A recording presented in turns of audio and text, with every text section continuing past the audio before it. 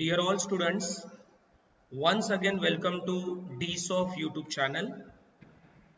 As I already committed to you, कि when your examination will be there, for each and every paper, I will upload one video which will definitely help you to prepare your subject more well, to get the important questions of that particular paper.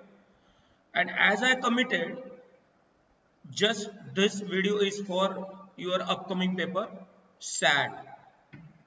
As the name specifies, SAD, it seems to be sad for many students. Okay, it seems to be sad for many students क्योंकि एक subject ऐसा है जिसको हम लोग बोलते हैं system analysis and design.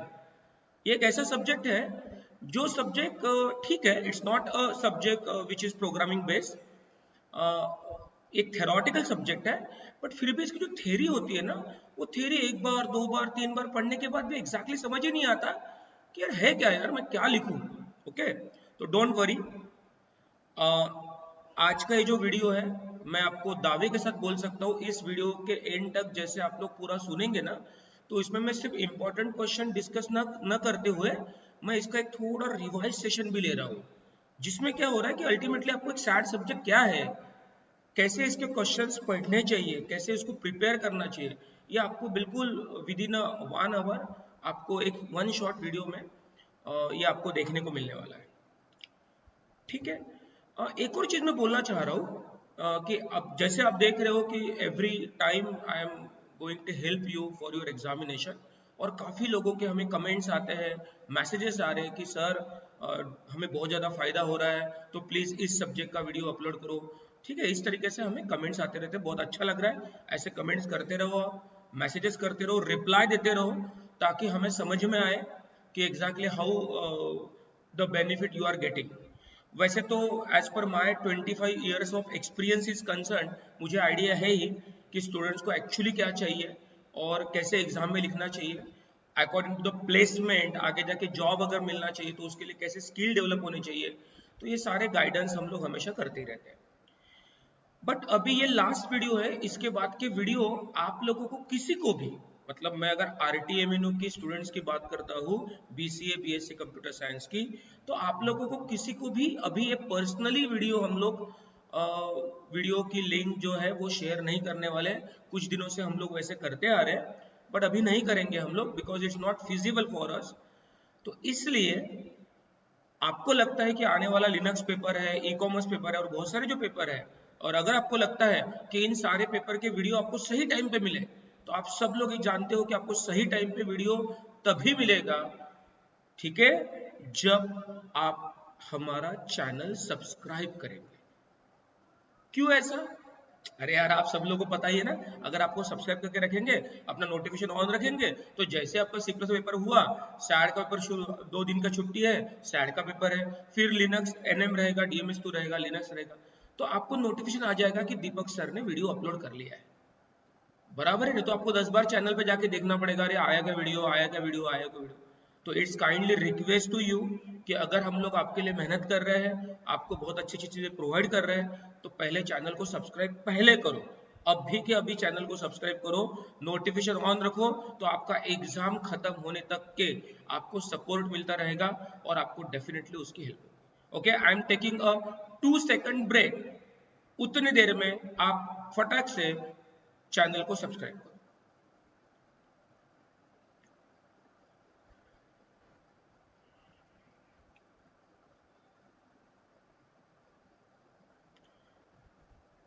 ठीक है, तो मुझे लगता है इतने देर में आराम से सब्सक्रिप्शन हो जाता है, तो आपने सब्सक्राइब कर लिया होगा. उसके बाद भी कुछ लोगों ने नहीं किया है ना, तो ये पूरा वीडियो देखने के बाद if you will be satisfied कि आपको लगता है नहीं यार ये सैड सब्जेक्ट का सही में बहुत टेंशन था यार, ये सर ने मस्त बता दिया है, अभी इजी हो गया सब्जेक्ट, अगर ऐसा सही में फील है ना और सही में लग रहा है ना, तो पूरा वीडियो सुनने के बाद याद से चैनल को सब्सक्राइब करो, अपने फ्रेंड को भी शेयर करो, ताकि उनको भी इसका बेनिफिट मिल सके। आप सब लोग इस बात को जानते हो, मैं हमेशा बोलते रहता हूँ कि अगर हम किसी का बेनिफिट कर रहे हैं, किसी का हम फायदा कर रहे हैं, तो अल्टीमेटली वो हमारा फायदा होता है। तो आप अपने फ्रेंड्स को भी शेयर करो, let them know exactly and let them get the benefit of this video. Okay, without wasting the time, let's start. हमारे हमेशा की तरह एक्सपेक्टेड इंपॉर्टेंट क्वेश्चंस ऑफ शायद आपको दिख रहे हैं and I am on unit 1। I am on unit 1। ठीक है, मैं ये यूनिट 1 के इंपॉर्टेंट क्वेश्चन, यूनिट 2 के इंपॉर्टेंट क्वेश्चन, ये सारे क्वेश्चन डिस्कस करने के पहले मैं आप लोगों को एक चीज पहले बताना चाहता हूँ। ओके, मैं आपको एक चीज बताना चाहता हूँ। ये जो सैड सब्जेक्ट है ना, सिस्टम एनालिसिस एंड डिजाइन, जो सब्जेक्ट है, पहले आप ये समझ लो कि exactly what is the subject. What is the subject? पहली बात तो एक क्लियर कर लो, दुनिया की जितनी भी बड़ी बड़ी कंपनीज हैं, जितने बड़े बड़े प्रोडक्ट्स हैं, वो प्रोडक्ट्स, कोई भी प्रोडक्ट जो मैन्युफैक्चरिंग प्लांट के माध्यम से डेवलप किया गया हो या वो असेंबलिंग किया गया हो, ऐसे डिफरेंट डिफरेंट प्रोडक्ट्स या फिर बहुत बड़ी बड़ी कंपनीज, इन सब जगह पे जनरली आपको एक सिस्टम देखने को मिलता है। द बेस्ट एग्जाम्पल हमारा computer system. As you all know, एक कंप्यूटर सिस्टम भी अगर बनाना है तो for that we required a lot of parts. Motherboard is there, processor is there, RAM is there. Okay, तो lot of things are there. जब वो सब चीजें अगर आपस में कनेक्ट करके हम लोग जब जोड़ते हैं तो हम बोलते हैं कि हमने कंप्यूटर असेंबल किया, जिससे हम लोग एक परफॉर्मेंस एक्सपेक्ट करते हैं। बट वो परफॉर्मेंस हमें तभी अच्छा मिलता है जब ये सारे के सारे कंपोनेंट्स बहुत अच्छे से वर्क करें, बहुत अच्छे से वर्क करें, तब जाके हमें परफॉर्मेंस अच्छा मिलता है।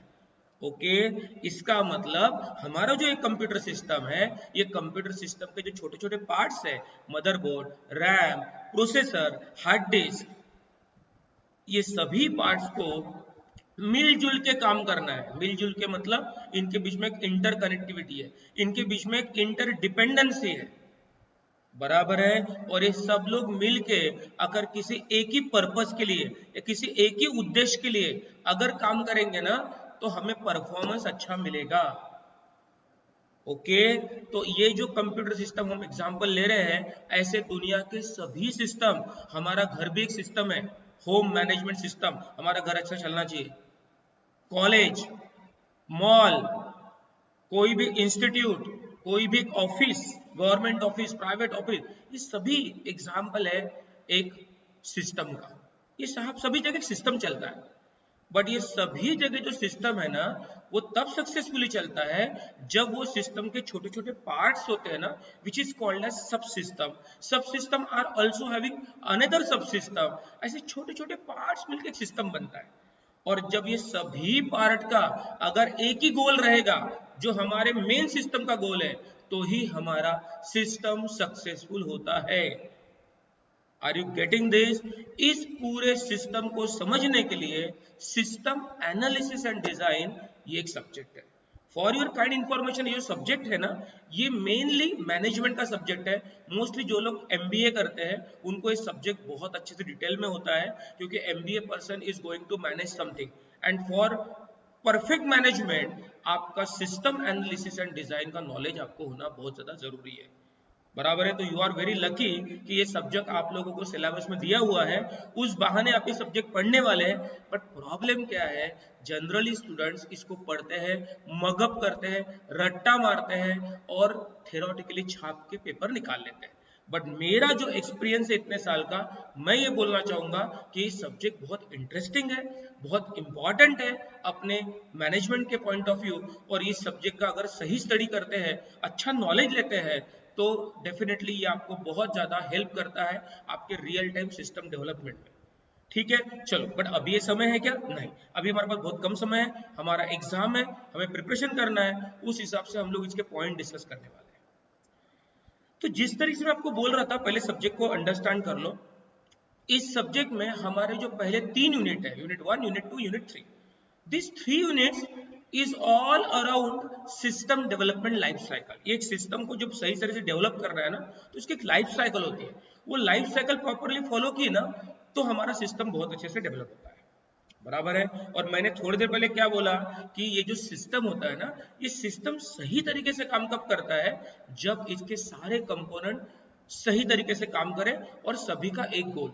मतलब जैसे अगर हम लोग बोलते हैं कि हमारा कंप्यूटर सिस्टम, अब हमारा कंप्यूटर सिस्टम में रैम का अपना रोल है to store something into the memory, processor का अपना काम है कि जो एग्जैक्टली प्रोसेसिंग कर रहा है, हार्ड डिस्क का अपना काम है जो डेटा होल्ड कर रहा है, वो स्टोर कर रहा है परमानेंटली, मदरबोर्ड इन सबको जोड़ने का काम कर रहा है। बट एक चीज ध्यान रखो कि ये सारे के सारे कंपोनेंट अगर अपने अपने ईगो पे आ जाए, ये सब लोग मिलजुल के अगर काम नहीं करे और सब लोग अपने अपने ईगो पे आए, तो हमारा सिस्टम मतलब कंप्यूटर अच्छे से परफॉर्मेंस नहीं देगा, सिस्टम हैंग हो जाएगा, काम सही से नहीं करेगा।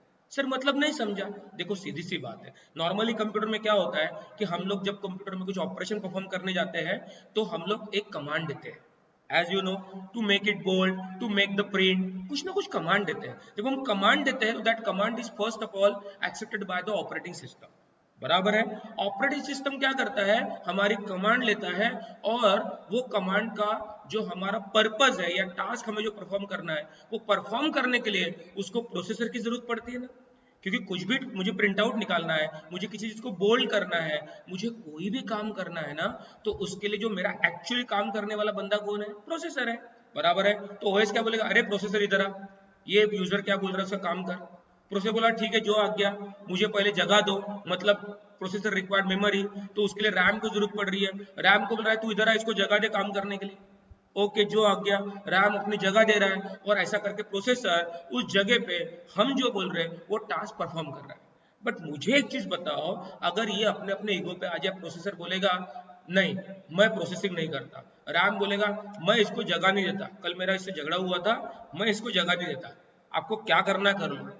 मुझे आप एक बात बताओ, अगर ये लोग अपने अपने ईगो पे आए कि प्रोसेसर बोलेगा कि मैं प्रोसेसिंग नहीं करता, रैम बोलेगा कि मैं इसको जगह नहीं देता, हार्ड डिस्क बोलेगा अरे तुम कुछ भी कर लो बॉस मैं तुमको सेव ही नहीं करने देता, मुझे बताओ ये सब लोग अपने अपने ईगो पे अगर आ जाए तो मुझे बताओ परफॉर्मेंस कैसा मिलेगा हमें, मशीन हैंग नहीं हो जाएगी, हमारा काम नहीं हो पाएगा ना, बराबर है। तो ये हमारे सिस्टम के छोटे छोटे कंपोनेंट्स हैं, ये सारे कंपोनेंट को मिलजुल के काम करना पड़ता है, बराबर है। आप ये भी एक्सपीरियंस करेंगे, हमारा एक घर जो है, हमारा होम जो है, वो भी सिस्टम है ना। हमारे घर में हमारी मम्मी, हमारे पापा, हमारी सिस्टर, हमारा भाई, हमारी दादी दादा, if it's a joint family और it's a nuclear family, whatever it is, but एक घर में 3 लोग 4 लोग 5 लोग है ना, ये सब लोग अगर मिलके काम करें, सब लोग मिलके डिसाइड करें कि नहीं हमारा घर का गोल है कि हमारे घर में शांति बनाए रखे, हमारे घर में सब कुछ काम अच्छे से हो, और सब लोग रूल्स एंड रेगुलेशन फॉलो कर रहे हैं, आपस में सब लोग रिस्पेक्ट कर रहे हैं, तो एक अच्छा घर चलेगा ना। सब लोग अपने ईगो पे आएंगे, जा मम्मी मैं नहीं करता, मम्मी बोलेंगे अरे तू ये नहीं कर रहा क्या, मैं भी ये नहीं करती, मैं खाना नहीं बनाती, पापा बोलते हैं ठीक है खाना नहीं बनाते, जा मैं आज ऑफिस में नहीं जाता, पैसा नहीं कमाता। मुझे आप एक बात बताओ बॉस, अगर ये सब लोग अपने अपने ईगो पे आ जाए तो हमारा सिस्टम कोलैप्स नहीं हो जाएगा, हमारे घर में झगड़े नहीं होंगे, हमारे घर में नोकझोंक नहीं होंगी, किसी को किसी का पटेगा ही नहीं, तो क्या हमारे अच्छा घर कहलाएंगे क्या हम, नहीं कहलाएंगे ना। तो अच्छा घर किसको बोलेंगे, जब उस घर के सारे जो मेंबर है which is called the component of the system, इनके बीच में इंटर डिपेंडेंसी रहेंगी, इंटर रिलेशनशिप रहेंगी, ओके, और सभी लोगों का एक ही गोल रहेगा, तो ही सिस्टम अच्छा रहेगा ना, बराबर है। सब लोग बोलेंगे कि आज हमें डिनर खाने जाना, डिनर के लिए जाना है, लड़का बोलता है कि मुझे पिज्जा खाना है, लड़की बोलती है कि मुझे बर्गर खाना है, मम्मी बोलती है मैं तो भैया टिपिकल इंडियन खाना खाऊंगी, पापा बोलते हैं मैं तो वेज नहीं खाऊंगा नॉन वेज खाऊंगा। मुझे बताओ ये चारों लोग एक साथ कैसे बैठ पाएंगे और कैसे, मतलब ओके ऑर्डर कर पाएंगे, बट बॉस वो मजा नहीं आएगी, है ना, मजा आएगी क्या, नहीं, मजा कब आएगी, जब सब लोग मिलके एक ही चीज मिला के आपस में बांट के मस्त खा रहे ना, तो मजा आएगी ना। सर आप ये फालतू के एग्जाम नहीं, ये फालतू एग्जाम्पल नहीं है, क्या होता है बेटा सब्जेक्ट को समझेंगे ना तो चीजें समझेंगे ना। नहीं सर कौन सा क्वेश्चन एग्जाम में आने वाला है, इसका हमें क्या आंसर लिखना है, भैया ये तो तुम्हारी कहानी चलती रहेंगी at till the end of your graduation, but मुझे बताओ आप जब एजुकेशन ले रहे हो तो नॉलेज तो गेन करो यार, ये सब्जेक्ट क्या ऐसे ही रखे क्या आपके इसमें, अगर सब्जेक्ट रखे है ना तो there must be some purpose of that subject ना, if you are getting that purpose and if you come into that subject then only you will get the benefit ना, okay।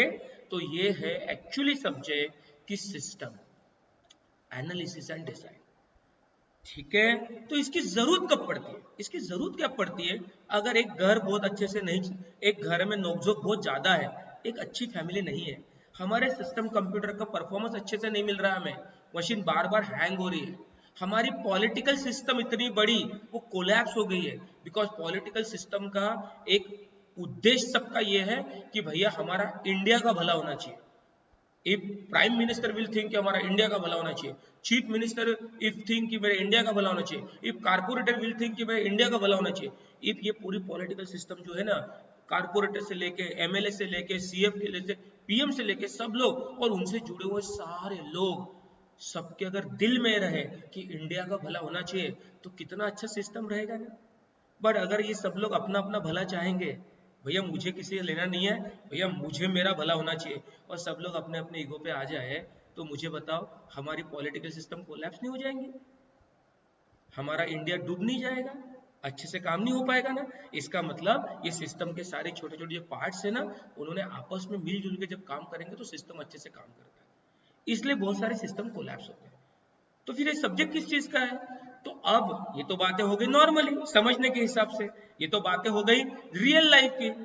बट अभी हम लोग BCA के student है, BSc computer science के student है, तो हमारा मेन पर्पस तो एक सॉफ्टवेयर होता है ना। तो हमारा जो सॉफ्टवेयर है ना, वो हमें डेवलप करना है। क्यों डेवलप करना है? क्योंकि एक तो हमें सॉफ्टवेयर डेवलप करने के दो होते चीजें। एक नया सॉफ्टवेयर डेवलप करना है। It means I need to develop a new system. अभी मैं सिस्टम मतलब सॉफ्टवेयर लेके चल रहा हूँ, एक सॉफ्टवेयर मुझे डेवलप करना है तो वो भी मेरे लिए एक सिस्टम है ना, तो मैं उसको सिस्टम बोल रहा हूँ। Okay sir, done. तो मुझे एक सॉफ्टवेयर बनाना है। कैसे सॉफ्टवेयर? नया सॉफ्टवेयर, बराबर है? नहीं नहीं सर, एक्चुअली नया सॉफ्टवेयर नहीं बनाना है, ऑलरेडी हमारा सॉफ्टवेयर चल रहा है, but I am not happy with that software, lot of problems are there. Okay, तो वो जो प्रॉब्लम्स आ रहे हैं ना मेरे सॉफ्टवेयर में, वो प्रॉब्लम सुधार के मुझे एक अच्छा सिस्टम डेवलप करना है। एग्जाम्पल, एक एचडीएफसी बैंक का एग्जाम्पल लेते हैं। एचडीएफसी बैंक में एक सॉफ्टवेयर चल रहा है 5-6 साल से, 10 साल से suppose, but the customers are not happy with that software. Even the employees of that bank are not happy when they are operating that software. They are not, that software is not easy to use. They are not that software is not giving you the perfect or accurate results. Lot of issues are there. It's little bit slow nowadays. तो वो software change करना पड़ेगा ना, फिर से company को बुलाना पड़ेगा, नए कंपनी को बुलाना पड़ेगा कि भैया हमारा सॉफ्टवेयर रीडेवलप करके दो।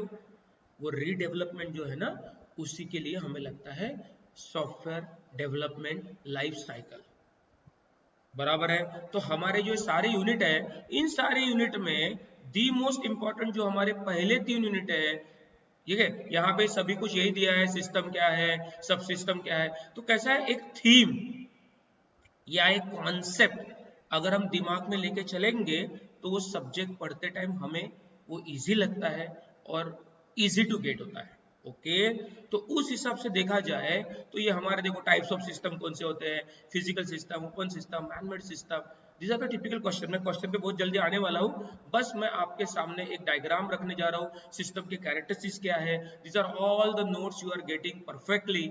Okay, components elements of computer information system कौन कौन सा है, टिपिकल क्वेश्चन है। तो मैं क्वेश्चन पे बहुत जल्दी आने वाला हूँ, बट मैं थोड़ा स्क्रॉल करके ठीक है, आप लोगों को एक डायग्राम दिखाना चाहता हूँ और वो diagram is all about your first 3 units. Prototyping का एक क्वेश्चन आता है कि प्रोटोटाइपिंग कैसे होते हैं, प्रोटोटाइपिंग के कौन कौन से टाइप के प्रोटोटाइपिंग होती है, किस तरह से हम लोग प्रॉब्लम को आइडेंटिफाई करेंगे, है ना? जब तक हम प्रॉब्लम को आइडेंटिफाई नहीं करेंगे तब तक हम लोग अच्छा सॉल्यूशन निकाल पाएंगे क्या?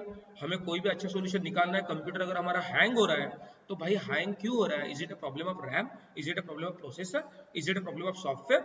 If you are not having, if you are not getting it ना, तो how you can develop it ना? सिस्टम एनालिसिस, सिस्टम एनालिसिस का एक बहुत इंपॉर्टेंट रोल है, जो जिसका क्वेश्चन हमेशा आता है, क्योंकि हमारे पूरे सिस्टम को सही तरह से डेवलप करने के लिए सबसे मेन जो रिस्पॉन्सिबल पर्सन है वो सिस्टम एनालिस्ट होता है। Okay, so this is a diagram that you can see all. Okay, तो आपके पहले जो 3 यूनिट है, ये पहले 3 यूनिट जो है वो बेस है इस डायग्राम पे, and 4th unit is somehow different. Okay, तो पहले 3 यूनिट इस डायग्राम के ऊपर है। सर मतलब क्या? This is the diagram of SDLC. Sir what exactly SDLC? System development life cycle. Sir इसमें हम क्या करने वाले हैं, इसमें हम एक पहले से हमारा जो सिस्टम बना है उस सिस्टम को हम इम्प्रूव करना चाहते हैं, उस सिस्टम को मॉडिफाई करना चाहते हैं, हम एक अच्छा सिस्टम बनाना चाहते हैं। मतलब हमारे घर में नोकझोंक है, हमारे घर में किसी को किसी का पट्टा नहीं है, तो हमने अपने अंकल को बुलाया, अंकल को बोला अंकल अंकल एक काम करो, हम सब लोगों को समझाओ यार, ताकि हम अच्छे से रह पाए। तो वो अंकल आपको समझा रहे हैं, तो उनको पहले क्या करना पड़ेगा, अंकल को पहले आपका प्रॉब्लम क्या आइडेंटिफाई करना पड़ेगा ना, तब जाके एक एक के प्रॉब्लम देखने पड़ेंगे ना, फिर सबको बैठा के समझाएंगे ना, तब जाके नोकझोंक खत्म हो जाएगी और सब लोग बहुत अच्छे से काम करेंगे। ऐसा दुनिया के सभी सिस्टम में होता है, वो कंप्यूटर सिस्टम हो या दुनिया का कोई भी सिस्टम हो। इसके लिए हमें सबसे पहले प्रोसेस इनिशिएट करनी पड़ती है। इनिशिएट के बाद हमें प्रॉब्लम क्या है वो रिकॉग्नाइज करना पड़ता है। प्रॉब्लम एक बार रिकॉग्नाइज हो गया तो उस प्रॉब्लम के हिसाब से हमें प्लान करना पड़ता है कि इस सिस्टम को अच्छा बनाने के लिए हमें एक प्लान फॉलो करना पड़ता है। और वो प्लान जब फॉलो करते हैं कि हमें ये सिस्टम को अच्छा डेवलप करने के लिए इतना इतना दिन लगेंगे, इतना समय लगेगा, ऐसा हमने प्लान बना लिया। आप सब लोग मान सकते हो कि प्लान करना इजी होता है, बट वो प्लान सक्सेसफुल करना इट्स डिफिकल्ट। तो प्लान सक्सेसफुल करना इसलिए डिफिकल्ट है क्योंकि वो जो प्लान बनाते हो तो वो प्लान सही में होगा कि नहीं होगा ये स्टडी करना बहुत जरूरी ना। तो one of the most important question of unit 1 and also the topic is also that much important, that is feasibility study. Feasibility study का मतलब होता है कि whether it is feasible for me और not. Whether it is feasible for me और not का मतलब होता है कि क्या वो जो मैंने प्लान बनाया है, मैंने जो सिस्टम को चेंज करने का सोचा है, जो मैंने परफेक्टली डिसाइड कर लिया कि ऐसे ऐसे करना है, सही में वो हो पाएगा कि नहीं हो पाएगा। सपोज मैंने उसके लिए एक टाइम पीरियड डिसाइड किया है कि उसके लिए 1 महीना लगेगा, 2 महीने लगेंगे ये सॉफ्टवेयर डिजाइन करने के लिए। वो 1 महीने 2 महीने में मेरे पास जो मैन पावर है, मेरे पास जो रिसोर्सेस है, उन सबको देखते हुए क्या वो सही में हो पाएगा कि नहीं हो पाएगा। क्या उसमें कुछ प्रॉब्लम आएंगे, टेक्नोलॉजिकल प्रॉब्लम आते हैं, ऑर्गेनाइजेशनल प्रॉब्लम आते हैं, फिजिबिलिटी स्टडी के टाइप से ही। तो वो सारे प्रॉब्लम के कारण शायद ऐसा हो सकता है कि मैं जो सोच रहा हूँ वो हो नहीं पाएगा। हम भी बहुत सारी चीजें सोचते हैं बट वो बहुत बार हो नहीं पाते because of lot of problems, lot of obstacle that comes into your way. But आपको इनिशियली ऐसे ऑब्स्टेकल आ सकते हैं, ये पहले ही स्टडी करनी पड़ती है। That is called as feasibility study. Feasibility study एक बार हो गई कि नहीं यार ये सिस्टम जो मैंने डिजाइन किया है या मैं चाहता हूं कि ऐसा होना चाहिए, अगर वो सही से मैं कर पाऊंगा कि नहीं कर पाऊंगा, इसका डिसीजन सबसे इंपॉर्टेंट है। और वो डिसीजन के लिए बहुत सारे ऑब्स्टेकल है, उसी ऑब्स्टेकल को हम फिजिबिलिटी स्टडी के पार्ट टाइप्स बोलते हैं, जो एग्जाम में हमेशा आता है। बराबर है।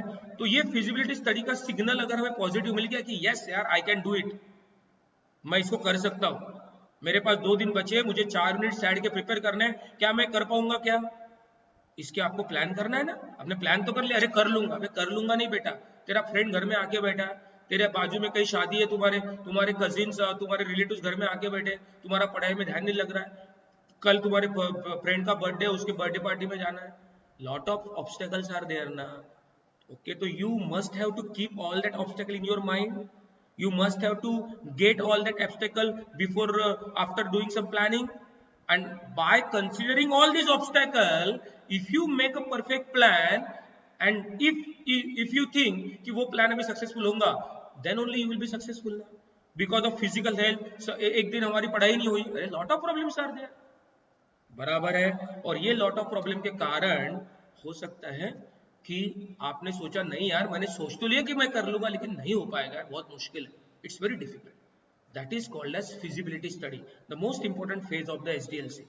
इन केस फिजिबिलिटी स्टडी बोलता है कि नहीं मैं ये सॉफ्टवेयर बना लूंगा 1 महीने में, मेरे लिए जो मैनपावर चाहिए मैनपावर भी मेरे पास है, जो रिसोर्सेज मुझे चाहिए वो भी मेरे पास है, everything is fine, okay, then boss coding करना शुरू हो गया। मतलब सॉफ्टवेयर डेवलप करने के लिए जो स्टेप्स होते हैं वो स्टेप्स करने शुरू हो गए। पहले हमने स्पेसिफिकेशन लिया कि मुझे क्या क्या करना है, कैसे कैसे करना है, स्पेसिफिकेशन। उसके बाद मैंने सिस्टम का डिजाइन करना शुरू कर दिया कि डिजाइन मतलब क्या आउटपुट रहेगा, क्या इनपुट रहेगा, कैसे फॉर्म रहेंगे, कैसे डेटा कहाँ से आएगा, कैसे प्रोसेस होगा, क्या होगा, ये पूरा मैंने डिजाइन कर लिया। फिर उसकी कोडिंग शुरू हो गई, that is called as implementation, जिसमें कोडिंग ट्रेनिंग सब कुछ आता है। Training is also one of the important part of your examination. Okay, मतलब जो हम कोड कर रहे हैं उसके हिसाब से हमें ट्रेनिंग भी देनी पड़ती है, और उस ट्रेनिंग के हिसाब से हम लोग ट्रेनिंग देंगे, कोडिंग करेंगे और हमारा सॉफ्टवेयर इंप्लीमेंट करेंगे। मतलब वो सॉफ्टवेयर हमारा रेडी हो जाएगा after some given period of time.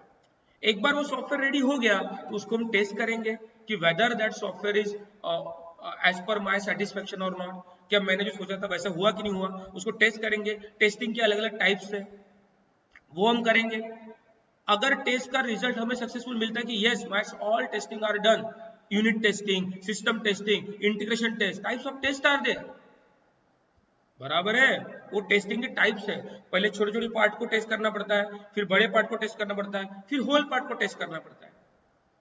आप भी वैसे ही करते ना, आपको 4 यूनिट प्रिपेयर करने सैड के, तो आप 4 यूनिट, अरे मैं 4 यूनिट कर, नहीं होता ना ऐसा। 4 में से unit 1 unit 2 unit 3 unit 4, unit 1 में भी lot of topics are there, SDLC is there, feasibility study is there, training is there, implementation is there, prototyping is there, system analysis is there, lot of topics are there ना। तो आप उसमें एक एक topic prepare करते जाएंगे ना, then आपका यूनिट 1 होगा, फिर यूनिट 2 यूनिट 3 यूनिट 4, ऐसा करके आपका पूरे यूनिट्स प्रिपेयर हो गए। उसी को टेस्टिंग भी वैसे ही करना पड़ता है। कोडिंग में छोटे छोटे कोड पहले टेस्ट करने पड़ते हैं, फिर मॉड्यूल टेस्ट करने पड़ता है, फिर ये सारे मॉड्यूल आपस में जुड़ जाते हैं, उनका इंटीग्रेशन टेस्ट करना पड़ता है, और वो सब होने के बाद पूरे सिस्टम का टेस्ट करना पड़ता है। तो ये सब कुछ टेस्टिंग वाला जो क्वेश्चन है उसमें सब पूछा जाता है। बेसिकली ये सारे 1 2 3 यूनिट की बात कर रहा हूं मैं। एक बार मेरा टेस्ट ओके हो गया, मुझे लगता है कि ओके मैंने जो सोचा था वैसा मेरा सिस्टम बन गया, ओके तो ये सिस्टम मैंने जिसके लिए बनाया है उसको देना पड़ेगा ना बॉस।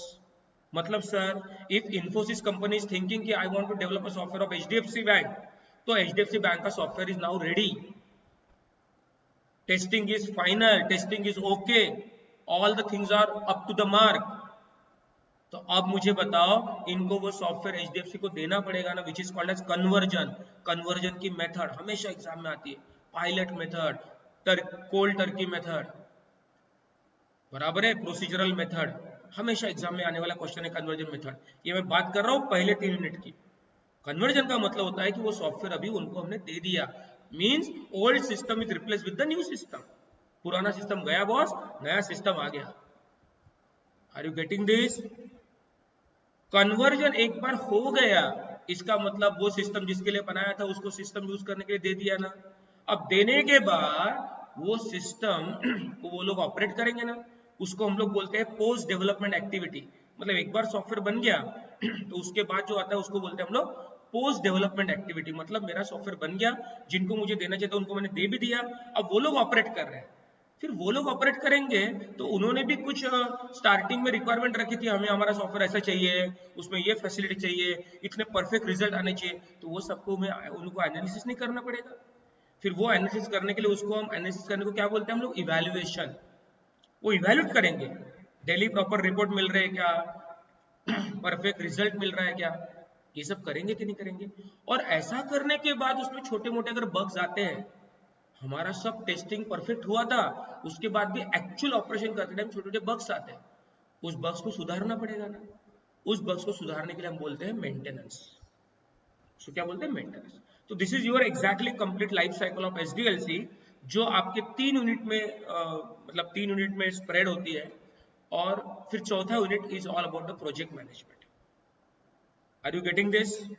तो आपको 1 मिनट का समय दे रहा हूं, इस डायग्राम को दिमाग में डालो, और फिर हम लोग इसके क्वेश्चन कौन कौन से इंपॉर्टेंट है क्या है उस पे जंप करने वाले हैं। Okay boss?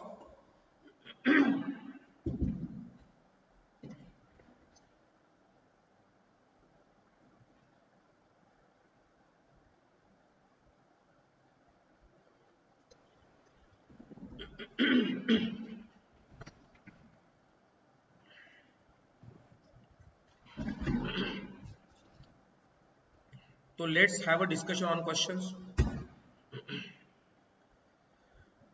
तो यूनिट 1 में आपको एक क्वेश्चन हमेशा देखने को मिलेगा विच इज वेरी इंपॉर्टेंट, इतने बार पूछा गया है, वो है फिजिबिलिटी स्टडी। तो आप यूनिट 1 में एक काम करो बॉस, फिजिबिलिटी स्टडी बहुत अच्छे से करके रख दो। जिस फिजिबिलिटी स्टडी में आप लोग को बताना पड़ेगा कौन से टाइप की स्टडी है, फिजिबिलिटी कौन से टाइप्स है, फिजिबिलिटी मतलब एक्चुअली होता क्या है, तो विच is one of the most important phase of SDLC. ये आपको करके रखना है, जिसमें हमें ये डिसीजन लेना पड़ता है, क्योंकि दुनिया का सबसे डिफिकल्ट डिसीजन यही है ना बॉस, कि मैंने सोचा तो कि मैं कर लूंगा करके, लेकिन वो सही में कर पाएंगे कि नहीं कर पाएंगे, है ना।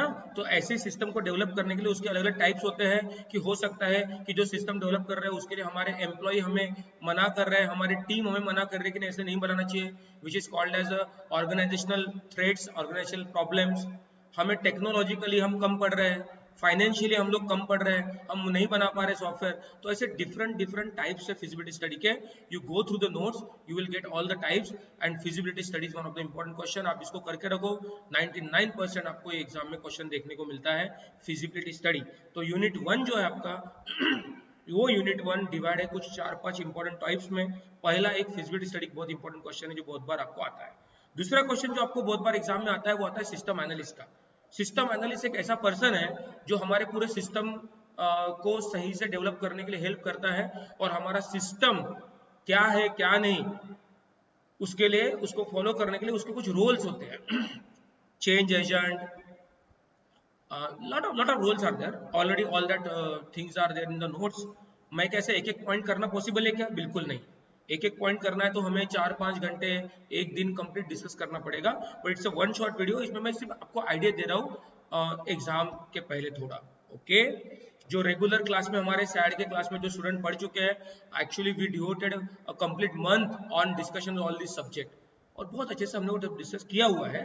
But of course it's not possible for me to discuss on each and every topic, but at least यार इंपॉर्टेंट भी बात कर लेंगे तो भी आपको फायदा हो जाएगा। तो सिस्टम एनालिस्ट जो सब्जेक्ट है इस पे आपको बहुत बार क्वेश्चन देखने को मिलता है, जिसमें सिस्टम एनालिस्ट की ड्यूटीज क्या है, उनके रोल्स क्या है, बराबर। ये एक क्वेश्चन आता है, और फिजिबिलिटी स्टडी का एक क्वेश्चन आता है। तो फिजिबिलिटी स्टडी आप अच्छे से करके रखो, सिस्टम एनालिस्ट के रोल्स क्या है वो अच्छे से करके रखो। तीसरा चीज, ये दो में से कोई एक क्वेश्चन आएगा ही, बट बॉस हमेशा जो क्वेश्चन आता है, ऐसा हो ही नहीं सकता कि आप यूनिट 1 का प्रिपरेशन कर रहे हैं और आपको ये क्वेश्चन नहीं दिखे। हाँ क्या सर, पक्का? क्या पक्का? 101% कि आपके सामने पेपर है तो आपको एक क्वेश्चन दिखेगा ही 5 मार्क का, on data collection. On data collection means, आप मुझे एक बात बताओ, मुझे सिस्टम की स्टडी करनी है ना, मुझे मेरा कंप्यूटर में कुछ प्रॉब्लम है तो उसकी स्टडी करनी है ना, मुझे मेरे घर में कुछ प्रॉब्लम है तो मुझे उसकी स्टडी करनी है ना। बॉस, स्टडी करने के लिए सबसे इंपॉर्टेंट क्या चाहिए? डेटा। पॉलिटिकली स्टडी करते ना कि इंडिया में कितने लोग एजुकेटेड है, कितने लोग अनएजुकेटेड है, कितने लोगों को डिजिटल लिटरेसी है, कितने लोगों को नहीं है, इसका एनालिटिकल रिपोर्ट निकालना पड़ता है ना पॉलिटिकली, बराबर है। उसके लिए क्या होना चाहिए? Data collection is very important. जब तक डेटा कलेक्ट नहीं होगा हम किसी चीज पे बात कर सकते क्या? हम लोग बोल सकते कि भैया हमारे पास ये डेटा है, on behalf of this data हम लोग ऐसा बोल सकते। इज इट क्लियर और नॉट? दैट्स व्हाई यूनिट 1 में आपको डेटा कलेक्शन का एक क्वेश्चन हमेशा देखने को मिलता है, जिसमें डेटा कलेक्ट करने के अलग अलग माध्यम है, जैसे इंटरव्यू हो गया, क्वेश्चनर्स हो गए, ब्रेनस्टॉर्मिंग सेशंस हो गए, observation, document search, these are the types of in data collection. मतलब हम किसी चीज को ऑब्जर्व करके भी डेटा कलेक्ट कर सकते हैं। हमारे पास बहुत सारे रिकॉर्ड्स है, उस पर्टिकुलर सिस्टम के बहुत सारे रिकॉर्ड्स है, उन रिकॉर्ड को सर्च करके भी हम डेटा कलेक्ट कर सकते हैं। हम लोग किसी से बातचीत करके डेटा कलेक्ट कर सकते हैं, which is called as interview. Okay, हम लोग कुछ एक क्वेश्चन पेपर आपको मैंने दे दिया और आपको बोला कि इसके आंसर फिल करो, उसके माध्यम से भी डेटा कलेक्ट हो सकता है। Are you getting this? These are the different types: interview, questionnaire, brainstorming sessions means just I can put the group discussion among all of you, और आपको बोला कि चलो इस टॉपिक पे बात करो, तो आपके ग्रुप डिस्कशन का जो कंक्लूजन मुझे मिलेगा उससे भी डेटा कलेक्ट होगा।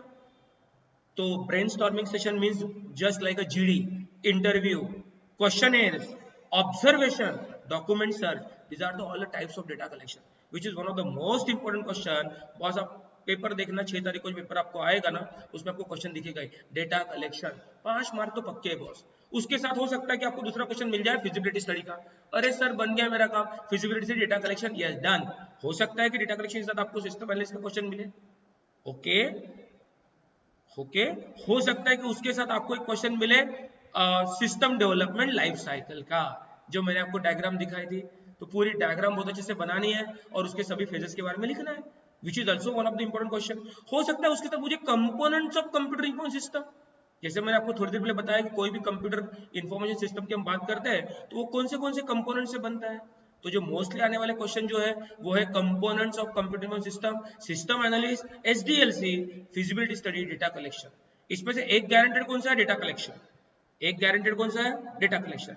उसके साथ दूसरा कौन सा आएगा? चांसेस है कि आपको उसी पार्ट में फिजिबिलिटी स्टडी आ जाए, या फिर सिस्टम एनालिस्ट आ जाए, या फिर एसडीएलसी आ जाए, या कंपोनेंट्स ऑफ कंप्यूटिंग सिस्टम, कोई ना कोई तो रहेगा ही बेटा। One more suggestion to all the students, SAT is not a paper of programming.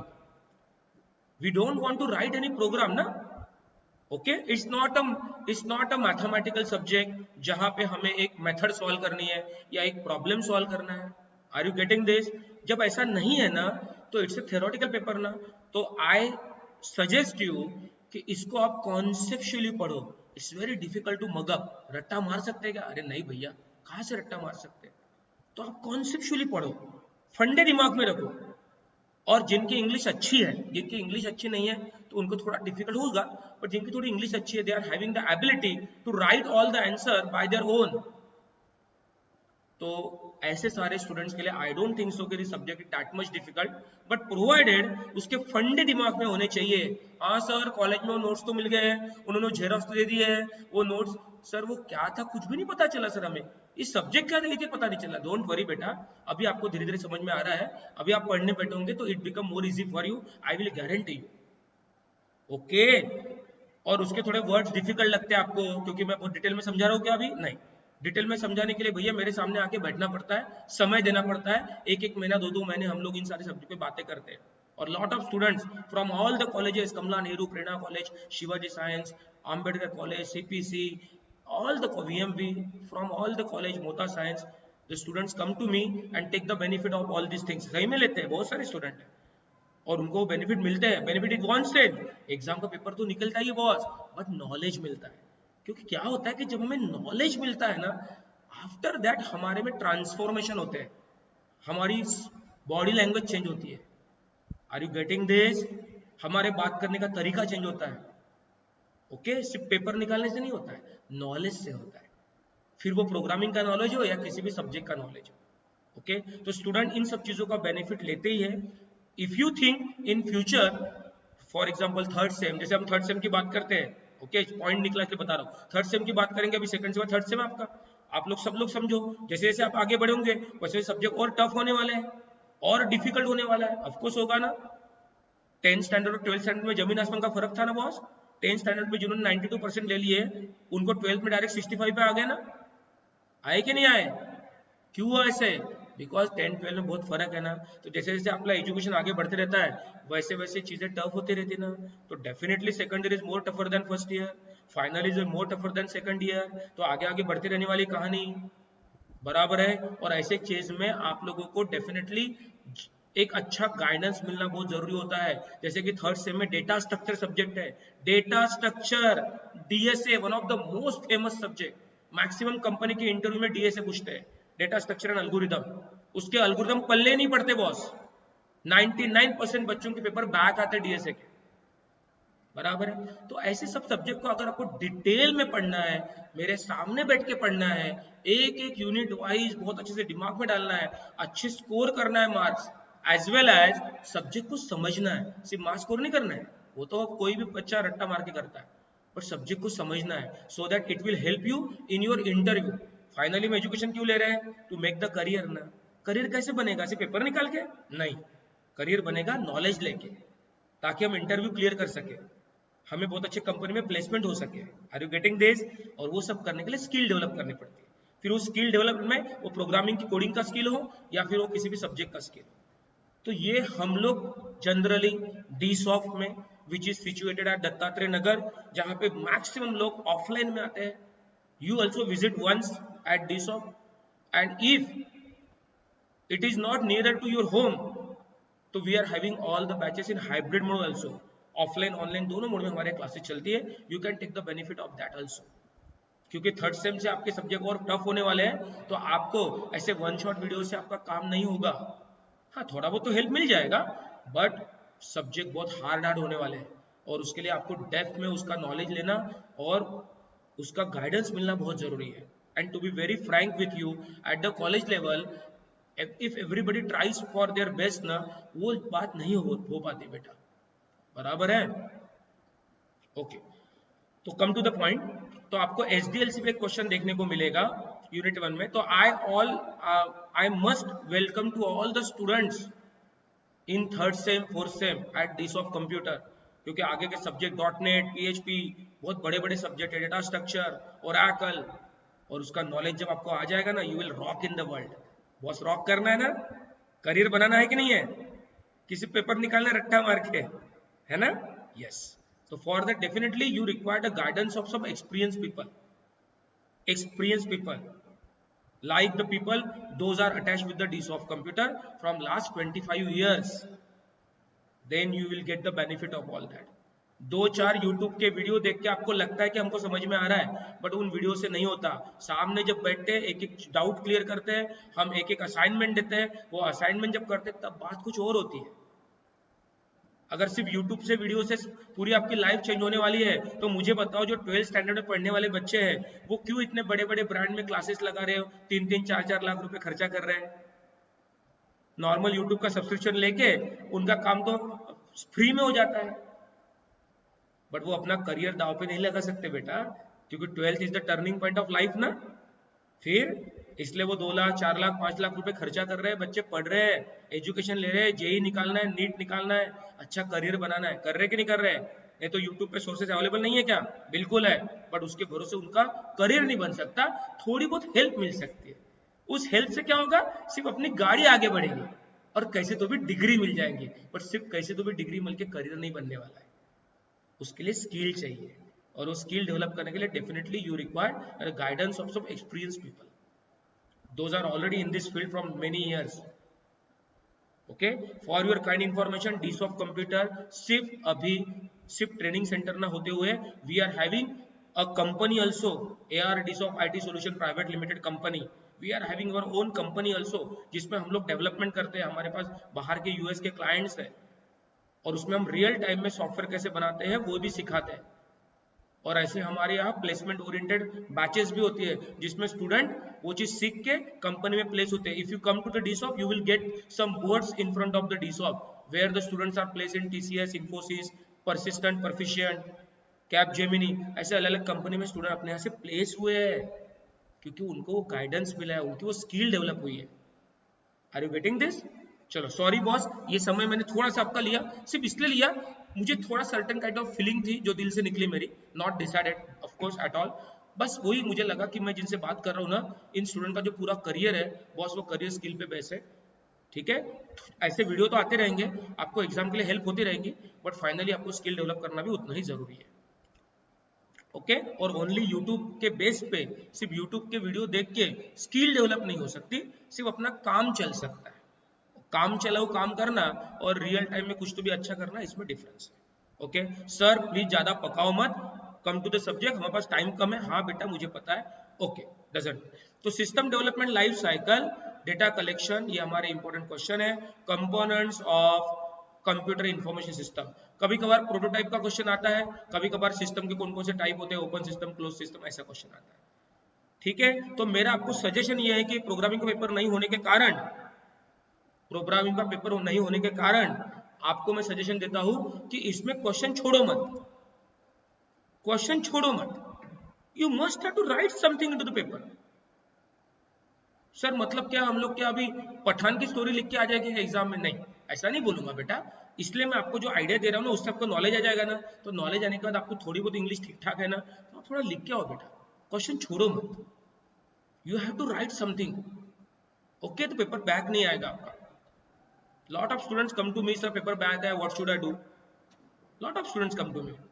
Okay, चलो, तो that is about unit 1। Data collection का एक क्वेश्चन 100% आएगा, उसके साथ आपको एक क्वेश्चन दिखेगा फिजिबिलिटी स्टडी का।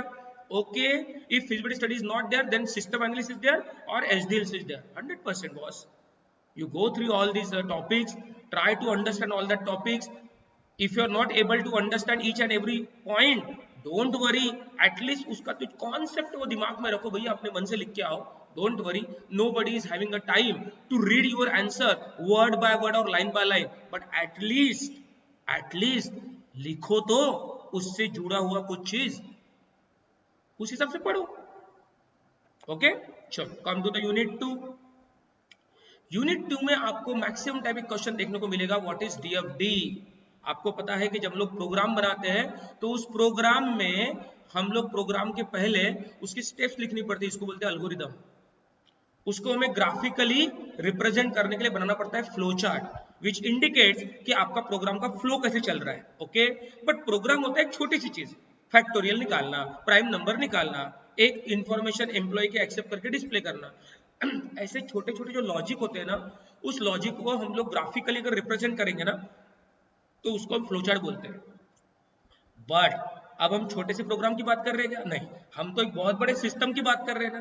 तो ये बहुत बड़ा जो सिस्टम होता है ना, ये बहुत बड़े सिस्टम का फ्लो हम एक फ्लोचार्ट के माध्यम से नहीं दिखा सकते कि पूरे सिस्टम में डेटा कहाँ से आ रहा है, पूरे सिस्टम में डेटा कहाँ से जा रहा है।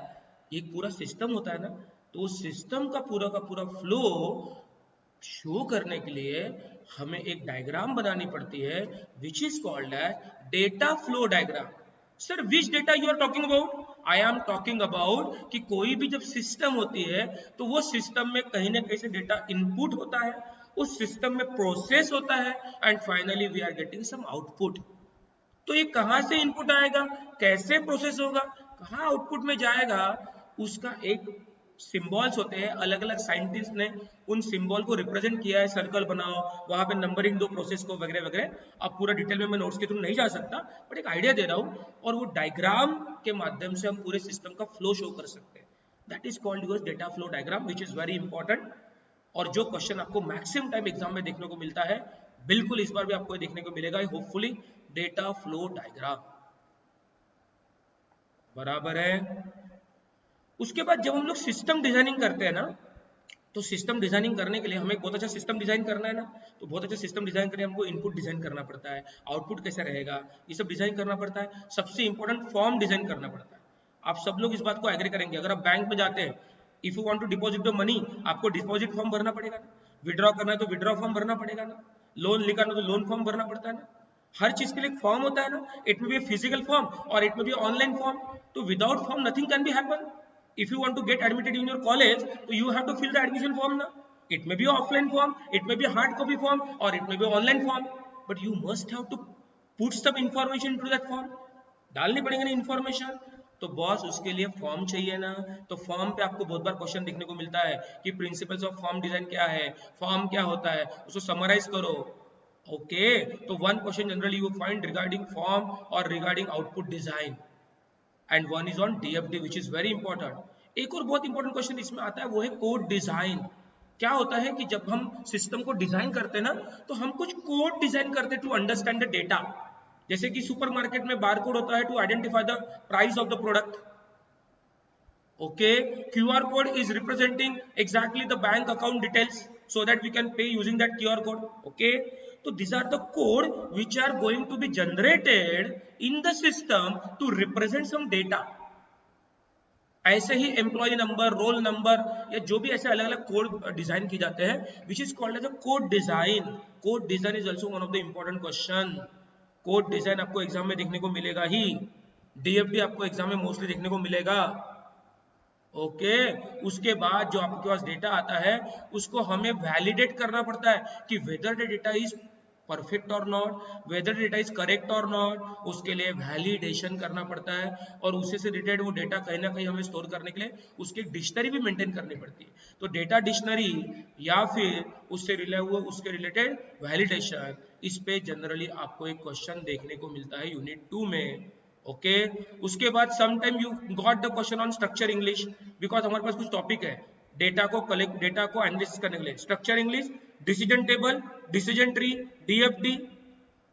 उसमें डीएफडी ज्यादा इंपॉर्टेंट है, but sometime you can get decision tree, decision table also, but decision tree, decision table थोड़ा कम आता है। बट कभी कभार आपको स्ट्रक्चर इंग्लिश आएगा।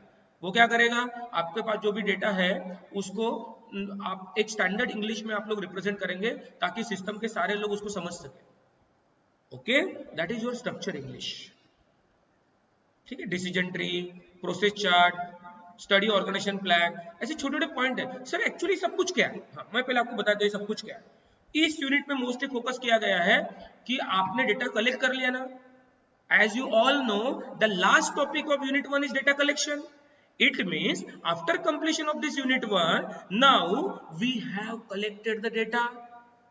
Okay, now we need to analyze this data. We need to process this data. तो इस data को एनालिसिस करने के लिए, प्रोसेस करने के लिए मुझे उसके ऊपर कुछ टूल्स अप्लाई करने पड़ेगा ना.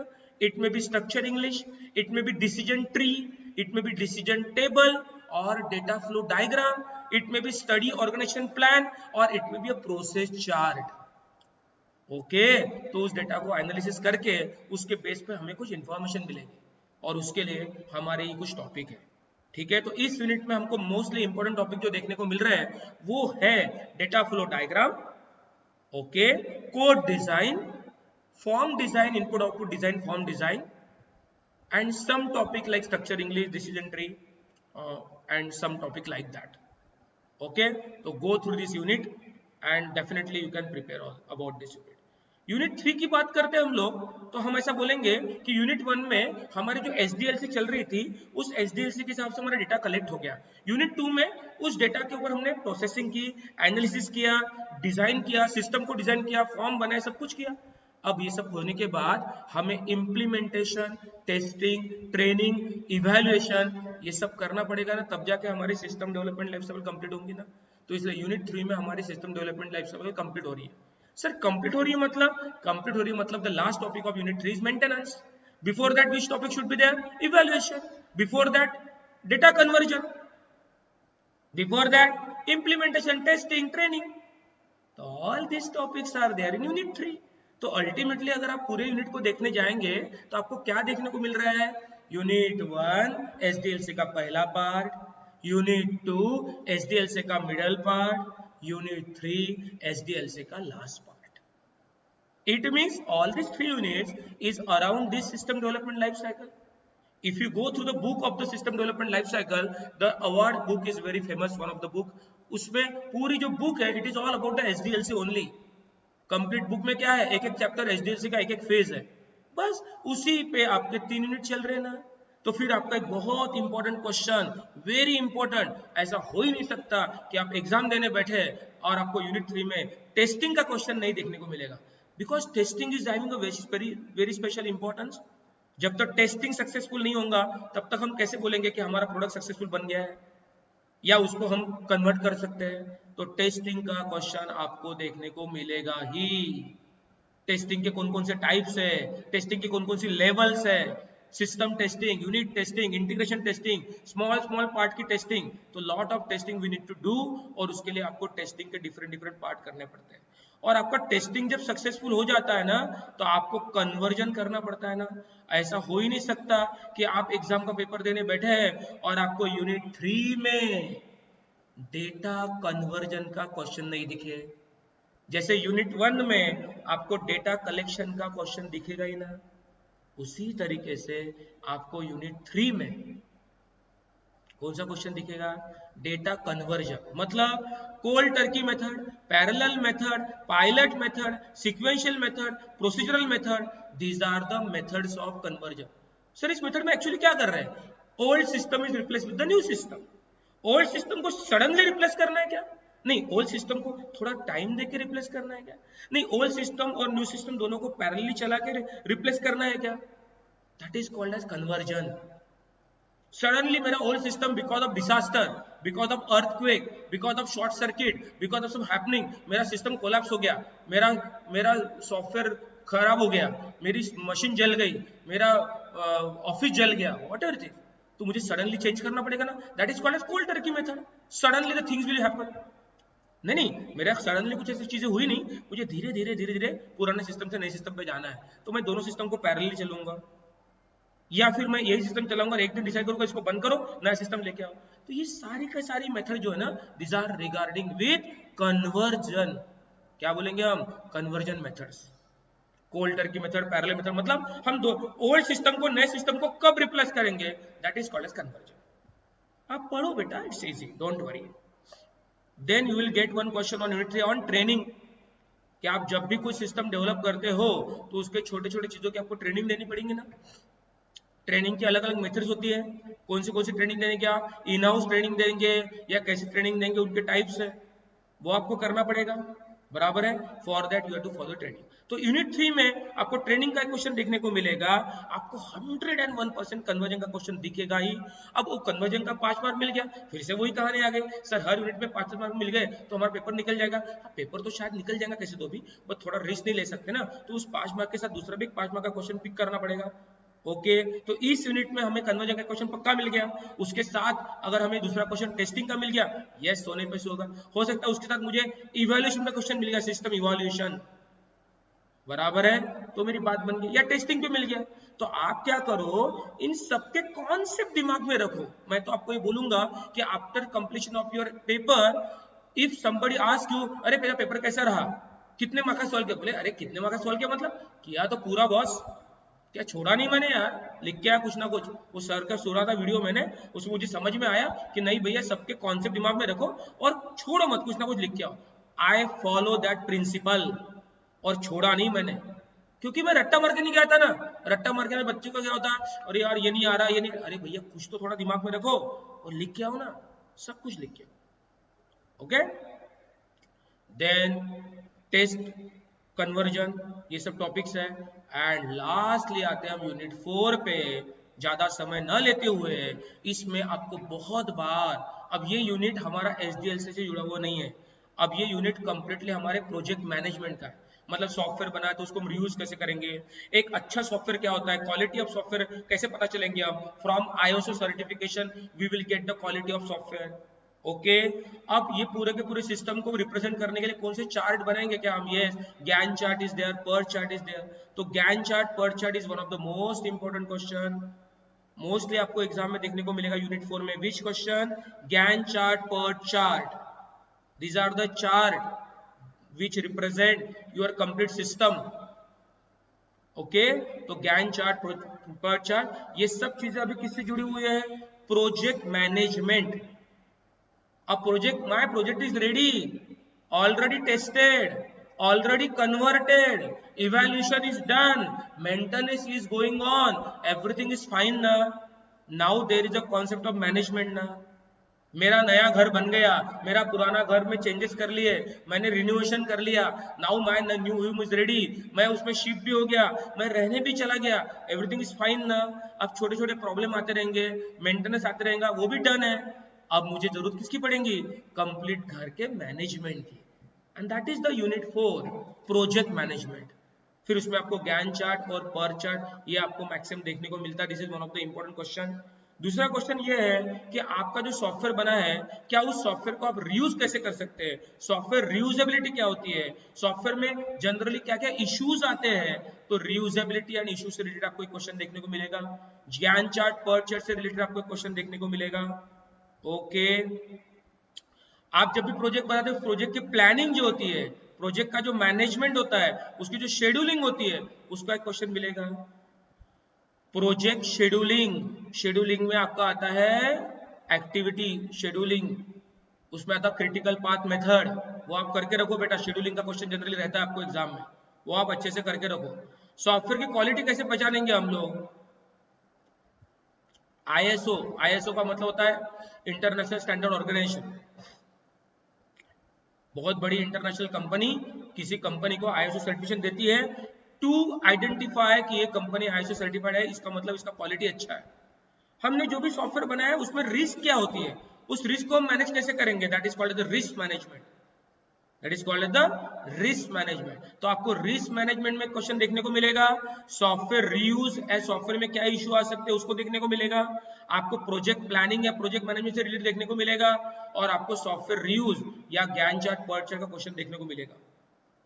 यूनिट 4 थोड़ा कंपेयर टू थोड़ा सा बड़ा है, थेरोटिकली देखने जाएंगे तो, बट ठीक है, आप उसके कॉन्सेप्ट दिमाग में रखो और उसके हिसाब से आप उसको प्रिपेयर करो, बराबर है।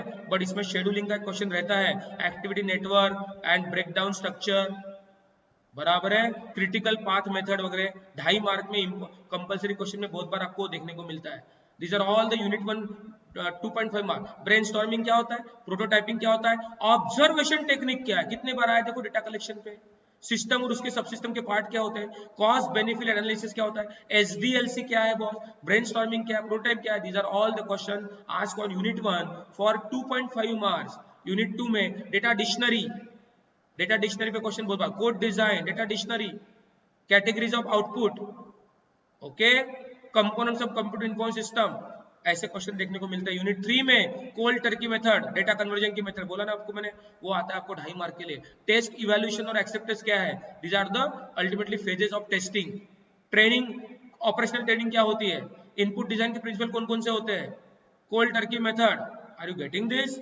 These are all the questions generally asked on unit 3, and when you are talking to unit 4, तो मैंने जैसे आपको बोला था कि work breakdown structure, if I am having the lot of work, first of all I need to divide into small parts ना, अगर उस स्मॉल पार्ट में डिवाइड करूंगा तब जाके मैं उस वर्क को अच्छे से सॉल्व कर पाऊंगा, तो उसको डिवाइड करना छोटे छोटे पार्ट में, that is called the work breakdown structure. उसके लिए फिर हमें पर्ट चार्ट, गैन चार्ट, इन सब की जरूरत पड़ती है। ISO 9000 क्या होता है, क्या नहीं, software maintenance, these are all the questions are asked on unit 4. Okay, तो these are all about the all units. Don't expect a lot from me, बहुत सारी चीजें हम बहुत डिटेल में डिस्कस नहीं कर पाएंगे बेटा, बट एक ओवरऑल सब्जेक्ट का जो थीम है ना वो दिमाग में आ गया ना, ये सब्जेक्ट जैसे थेरोटिकल है ना, हाँ सर थोड़ा कॉन्सेप्ट दिमाग में आ गया, एक थोड़ा सा सेल्फ कॉन्फिडेंस बढ़ गया सर वीडियो देखने के बाद, कि एटलीस्ट सर पढ़ूं क्या, कहाँ से शुरू करूं, क्या होता है क्या नहीं, सर वो एक पिक्चर क्लियर हो गया है, सो दैट मुझे अभी पढ़ाई करना थोड़ा ईजी हो गया। बट पढ़ाई का काम पढ़ाई करेगा, है ना, वो तो करना ही पड़ेगा ना आपको, तो वो आप सब लोग बहुत अच्छे से पढ़ाई करो, इन सब कॉन्सेप्ट समझो। आपको सही में इससे कुछ फायदा हो रहा है तो आप कमेंट में लिखो, हमें व्हाट्सएप नंबर पे भी आप अपने अपने फीलिंग शेयर कर सकते हो। और पूरा वीडियो देखने के बाद भी अगर आपको लगता है कि नहीं यार इससे मुझे कुछ तो फायदा हुआ है, तो याद से उसको सब्सक्राइब करो, सो दैट नेक्स्ट वीडियो भी आपको इजीली मिल जाए, क्योंकि नेक्स्ट वीडियो आपको पर्सनली आपको कोई लिंक भेजने नहीं वाले हम, सब लोगों को जैसे सब्सक्रिप्शन होगा तो आपको उसका फट से नोटिफिकेशन मिल जाएगा। Are you getting this? तो all the best for your upcoming exam, SAD paper. हम लोग फिर से हमारे नए वीडियो जैसे लिनक्स हो गया, ई कॉमर्स हो गया, ऐसे सारे सब्जेक्ट के भी वीडियो आपको धीरे धीरे मिलने वाले हैं, और उसके लिए पहले आप सब्सक्राइब करके रखो, आपको नोटिफिकेशन मिलेगा। ओके गाइस, तो मिलते हैं हम लोग नेक्स्ट वीडियो में, Linux, e commerce and all that video. उसके पहले हम NMDMS2 का भी हम कुछ कर सकते हैं कि हम सोचेंगे, डोंट वरी। ओके, और all the best for your upcoming exam, ठीक है, be cool, solve all the exam, solve all the questions of your paper, okay, and be confident. चलो bye, see you, take care guys, thank you.